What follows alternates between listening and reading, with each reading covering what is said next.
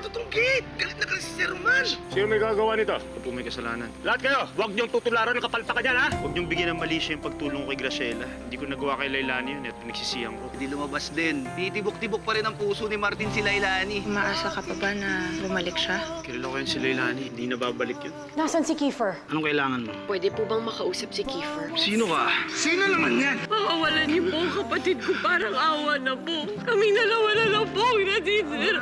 Si Graciela po. Walis na. Akala ko nagpaalam sa'yo. Graciela!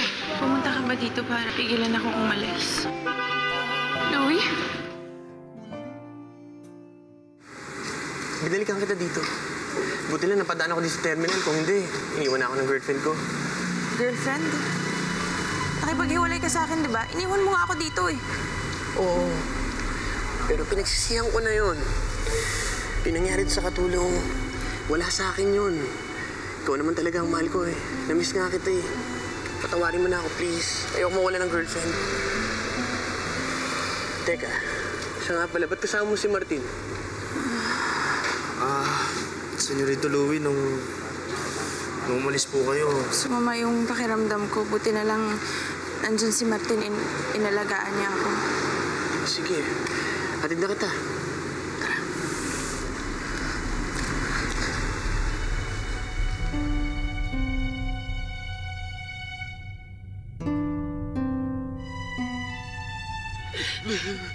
Parang awa niyo na po.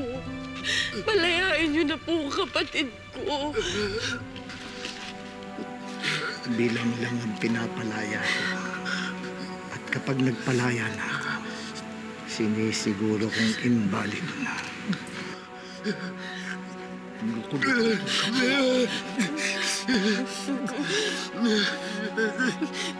Gusto ko lang malaman. Bakit handa kang ibigay ang kalayaan mo? Para dito. Dahil nga po kapatid ko siya. Handa ka mamatay para sa kanya. Huh?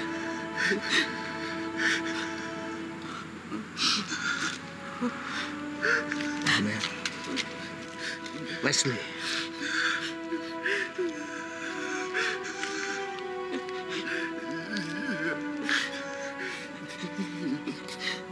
Handa ka mamatay para sa kanya. Basta po ipapangako niyo na. Hayaan niyo po siyang mabuhay.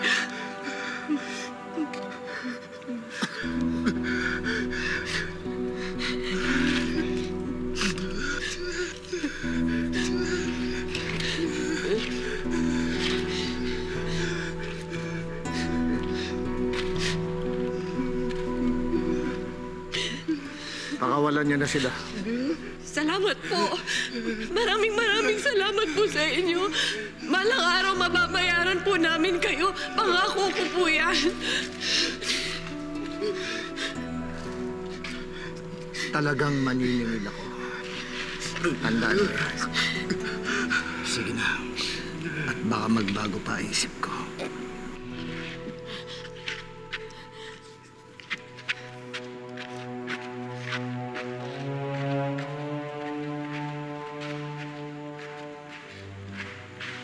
Sir, parang lumambot kayo doon, ah. May pinagmanahan din pala talaga tong anak niyo si Wesley, eh. Positive. Dexter, ibang lumalambot sa nagpapautang.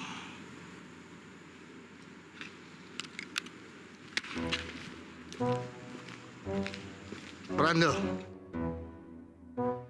Tumawag yung ahente natin ng lupa. Si Louie, hindi daw niya tinapos yung kanyang side tripping. Basta na lang daw umalis. Ano ba naman yung anak mo, Roman? Ay, baka naman may ibang inasikaso lang si Kuya, Lola. ano ba ang kailangan pa niyang asikasuhin na iba kundi yung expansion? Dapat naman doon lang siya nakafocus, yun lang. Eh, Ma, hindi naman kasi lahat ng tao katulad mo na nasa negosyo lang tumatakbong buhay. Kaya ganyang anak mo eh, malakas ang loob, no? Kasi lagi mong kinakampihan. Roman and I are training him to be like us. Please, don't get in the way. Pwede? Tamang sinasabi ni Mama Mara. Ang kailangan atupagin ni Louie ngayon ay yung pagtatrabaho. Hayaan niyo, Mama. Ako mismo kakausap sa kanya. Just got back home.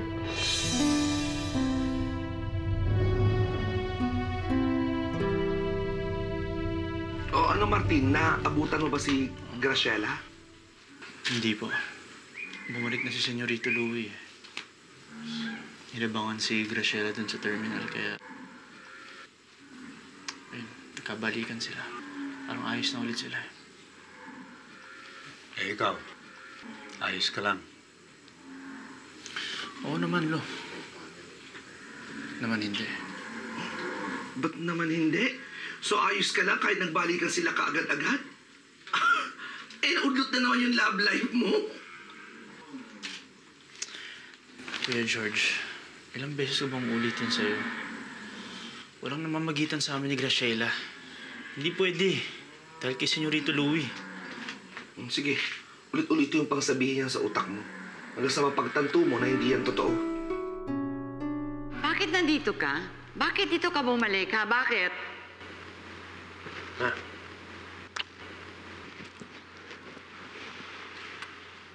Lola, kasi nag-away kami ni Graciela eh. Hindi ko naman matiis, kaya bumalik ako para ayusin. Huwag kang magagalit sa akin. Aren't you glad to see me? Louie, alam mo naman, minamadali ka ng lola mo pag-asikaso sa ranchong ito kung ano-ano pa inuuna mo. Ay, nako, Louie. I'm so disappointed in you. Wala ka nang hinatupag at inintindi, kundi ang girlfriend mo. Mas inuuna mo pa kaysa negosyo natin. Graciela, akit na lang muna tayo. Hayaan mo sila mag-usap. Ha? Samahan kita. Sige, halika na.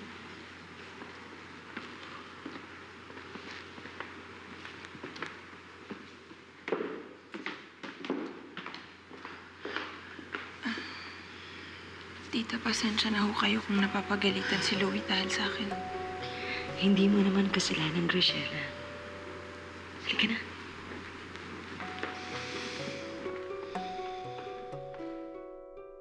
Sorry, ate. Sorry. Gusto ko lang naman makatulong. Kaya ako sumama sa racket ni Hans eh. Hindi ko naman alam na... Tama na, Kiefer. Magpahinga ka na lang. Naiintindihan kita. Pasensya ka na kung ayaw kitang pagtrabahuhin, ah. Dami-dami na kasi natin pinagdadaanan, eh. Ayoko namang mahirapan ka pa. Hindi naman kasi dapat ganito ang buhay mo. Pero ganito na, ate. Gaya mo. Ayokong nakitang nahihirapan ka. Gusto ko lang makatulong. Sorry talaga, ate. Hindi na mo uulit. Huwag na talaga, please. Tayong dalawa na lang ang natitira, Kiefer. Hindi ko na talaga kakayanin kung pati ikaw mawala. Mangako ka sa akin, ha? Hindi ka na ulit papasok sa ganito. Hindi ka nagagawa ng kahit anong pwede mong ikapahamak. Pangako, ate. Pangako.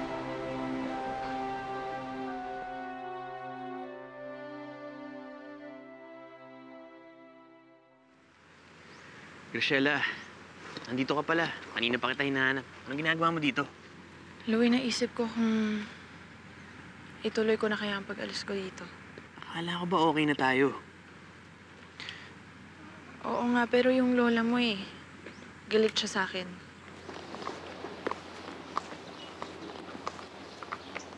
Si Lola, ganun lang talaga yon. Kaya naging successful ang business niya dahil ganun siya kadedikado at ganun yung ugali niya. Kaya nga, ganun siya kaseryoso sa negosyo niya. Kaya hindi niya kailangan ng storbong kagaya ko. Siya yun, hindi ako yun. Paano kung kasal na tayo?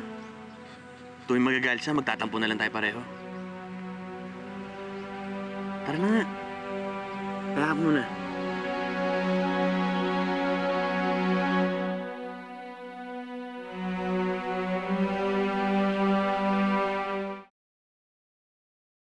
Hoy. Affected siya sa nakikita niya. Ako alam ko affected ka. Ikaw alam mo ba na affected ka sa nakikita mo ngayon? Ewan ko sa'yo, Kuya George. Yan ka na naman eh. Oh, ako na naman. Ikaw nga ito kung makatitig kay Graciela, akala mo katapusan na ng mundo. Siguro nasasaktan ka na, nagkabalikan sila, no?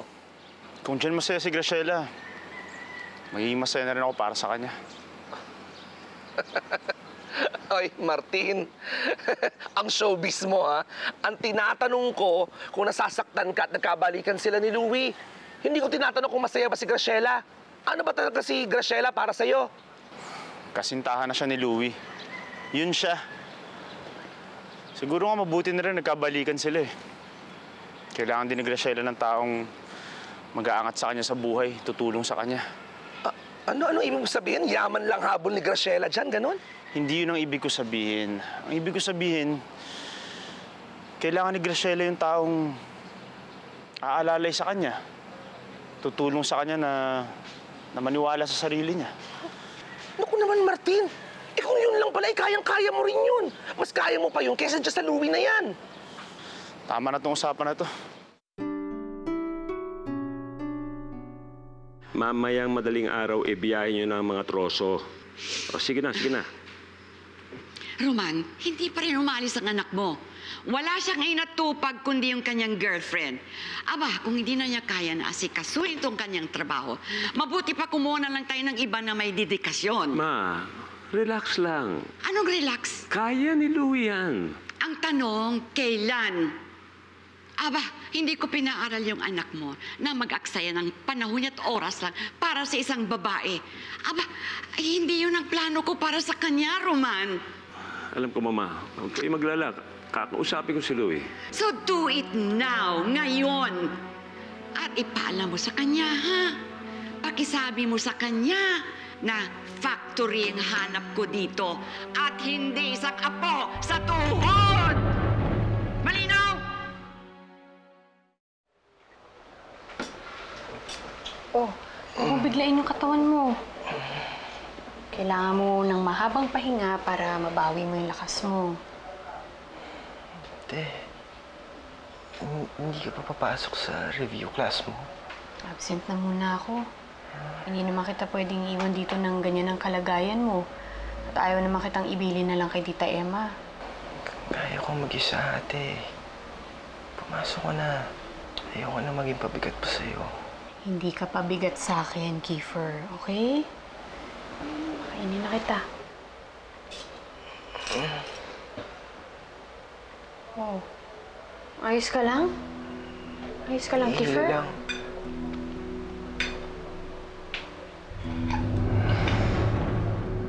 Kiefer? Kiefer? Kiefer! Louie, Good morning, Tito. kailangan kitang makausap. Sige, sa loob muna ako. Sige.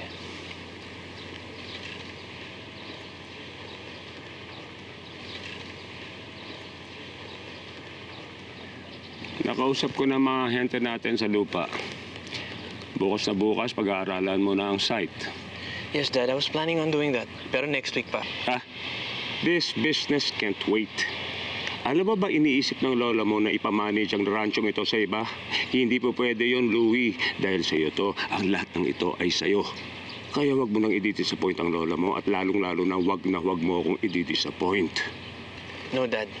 Good. Ngayon, isulit mo na ang buong araw mo sa babae mo. At bukas, you start being a man. Magpakalalaki ka. Ang mga katulad natin hindi nababaliw at hindi naghahabol sa mga babae. Hayaan mo sila. Sambahin ka. Ha?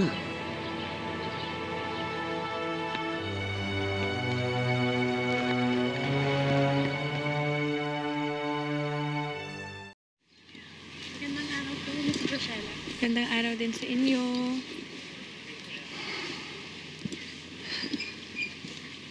Graciela, mag-isa ka nag-iikot. Sino rito? Kausap niyo yung daddy niya tungkol sa negosyo. Wala naman akong alam tungkol doon, kaya labas ako kapag ganong usapan na. Okay na ulit kayo?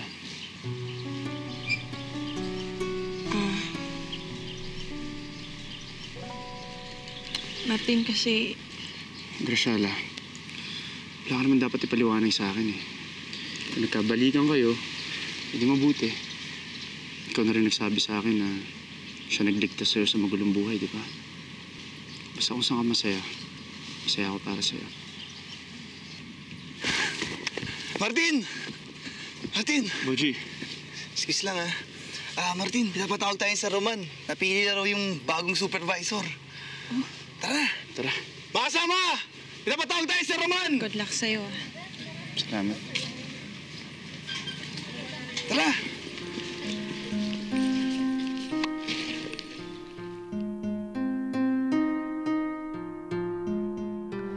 Hindi pa rin ako makapaniwala kung paano kayo pinalayan ni boss. Kasi ang dami ko nababalitaan noon eh. Basta may atraso sa kanya, bila na lang nawawala. Ano bang ginawa mo? Paano kayo nakakatakas? Pwede ba, Hans? Mamaya mo na ako tanungin tungkol dyan.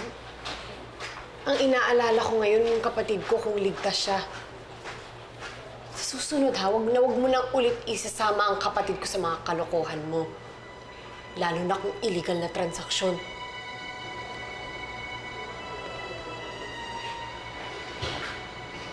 Nurse. Miss Angeles? Ako nga po. Kamusta po ang kapatid ko?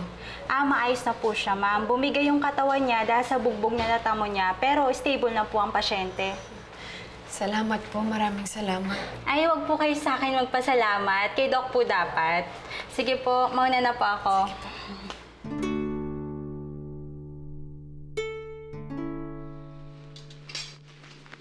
Uy, mukhang masarap itong niluluto mo, ma. Siyempre naman, no? Paborito ninyo ni Wesley. Good. Gamot mo, nainom mo na? Ikaw talaga, oh. Nagsisiguro lang. Palagi kang nag-aalala sa akin. Oo, mabuti pa umupo ka na. Ito na nga ho, paupo At na eh. paghahain kita ng masarap na pagkain. Nahanda ko. Paborito ko yan. Ganun. Uy, siya nga pala. Sinabi ni Wesley sa akin na nangyari tungkol doon ba sa lalaking pinakawalan niyo. Tsaka anak, alam ko, naalala mo kapatid mo, no? Opo, ma. Abogado rin siya. Matapang, maprinsipyo. Handang isakripisyo ang lahat para sa kapatid niya. Para din siya si Carissa.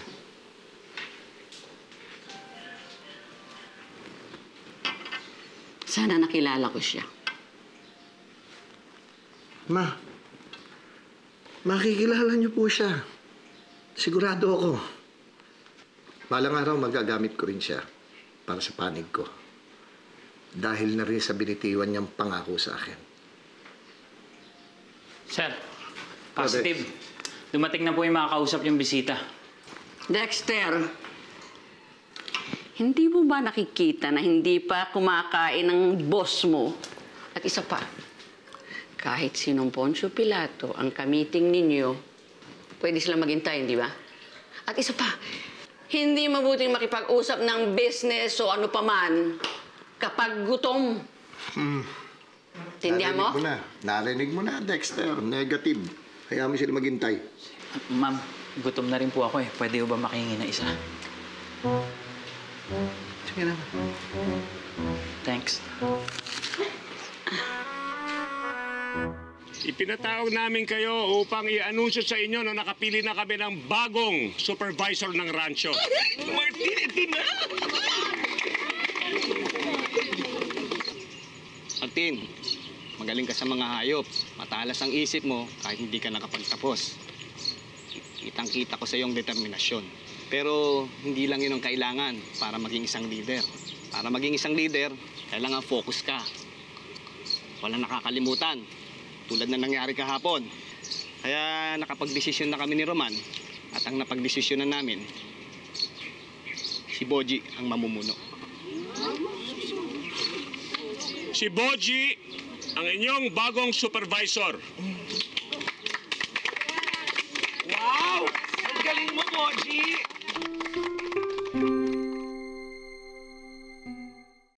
Hindi porke napili ka na, kaya tatamad-tamad ka na, ha? Pagbutihin mo trabaho mo. Dito sa atin, kailangan araw-araw pinatutunayan mo ang sarili mo dahil madali tayong mapalitan. Opo, Ninong. Sige.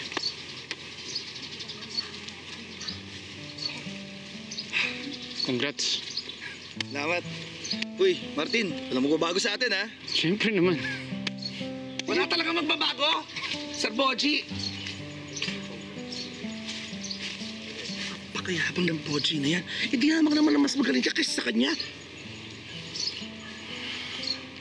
Mamara, pasensya na po hindi ako yung napili. Kayo pa naman yung nagrekomenda sa akin. Martin, hindi naman ako nagsisisi na nirekomenda kita. Di rin naman nagbabago yung paniniwala ko sa'yo. Ikaw pa rin ang pinakamahusay dito. At kung hindi ka naman napili ngayon bilang supervisor, sigurado ko balang araw mangyayari yon. Basta Martin, pangako mo sa akin, ha? Huwag mo isusuko ang mga pangarap mo. Salamat po, Mamara. Lagi niyo pinapalakas loob ko. Sige, Martin. Sige.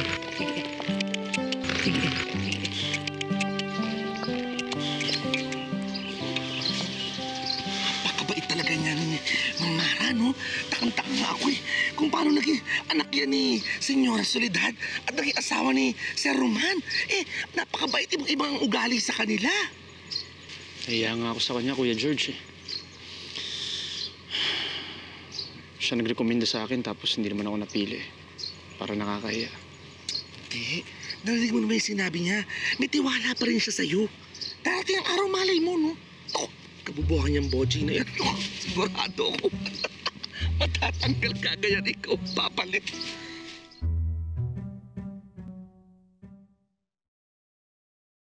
Mabuti naman at si Boji ang napili ninyo.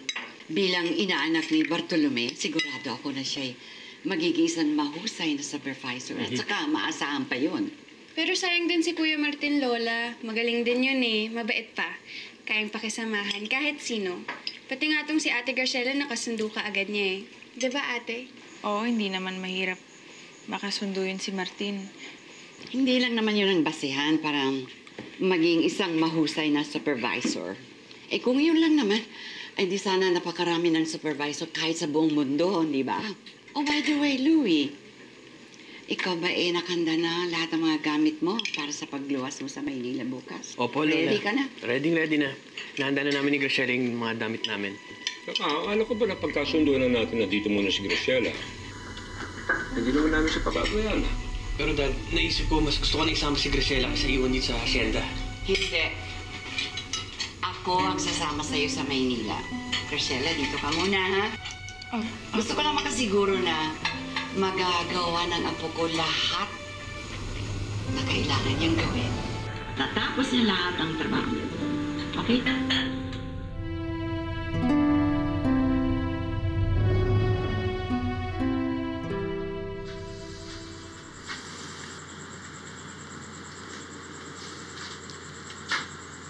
Iniisip mo pa rin tungkol sa hindi pagpili sa'yo, Martin? Huwag mo masyadong damdamin yun. Magkakaroon pa ng iba pang pagkakataon. Alam niyo, Lo, nung simula, hindi naman talaga ako interesado sa promotion na yan, eh. Pero nung kinausap ako ni Mamara, ramdam ko yung malaking tiwala niya sa akin. Naniniwala siya sa kakayahan ko. Kaya naisip ko, baka pwede. Baka pwede ngang higit pa sa ganitong klaseng buhay ang pwede kong marating. Pero ngayon, alam kong maasa lang ako sa wala.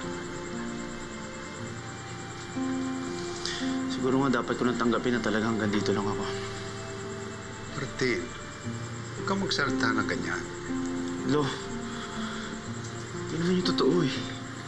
Di ba? Ba't pa ako mangangarap na mataas kung hindi ko naman kaya abutin?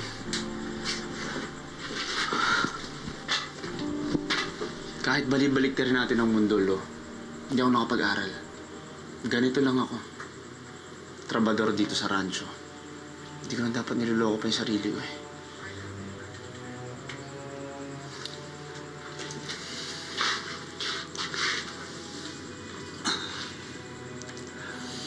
Martin, tandaan mo ito. Sa promotion at sa kahit ano pa mang bagay, ang pinakamahigpit na kalaban mo ay ang sarili mo. Kung ikaw mismo ang lilimita sa sarili mo, talagang hindi ka makakarating sa gusto mong puntahan.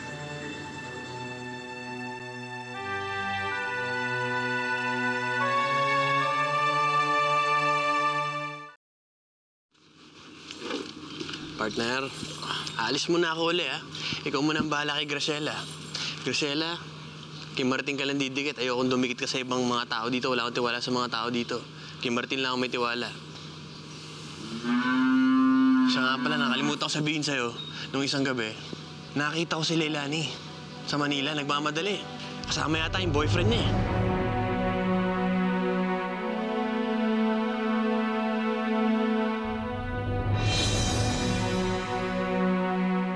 Bakit hindi mo na lang sagutin? Ano ba gusto mong mangyari? Umamin ako, sabihin ko sa'yo, may gusto ako sa'yo. Yung ba gusto mong marinig, ha? Ikaw na naman? Ano ginagawa mo dito? Sinusundan mo ba ako, ha? Ay, ma'am, ito po si Doc. Di ba po gusto niyo po siya makilala? Wala na po kayong problemahin. Bayad na po yung hospital bills niyo. Sino nagbayad nito? Baka si Doc, ate. Oh, Martin, ba't nandito ka? Hindi ko ba sinamahan si Graciela? Samahan saan? Kanina, kinuha niya yung kabayo ni Mang Berto. Parang umiiyak si Graciela nung nakita ko eh. Ano nangyari dun? Kuya, nakita mo na ba si Ate Graciela? Hindi pa kasi siya umuwi sa bahay. Tapos hindi rin makontakt ang cellphone niya. Ibig sabihin, hindi pa siya bumabalik hanggang ngayon? Baka nawala yun. Sa may kapal